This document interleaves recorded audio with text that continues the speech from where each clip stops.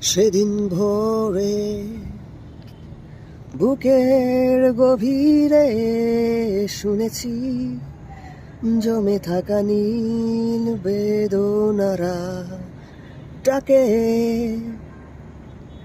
এই শহরে ইটের পাহাড়ে ছিল না কেউ যে দেওয়ার প্রেরণা।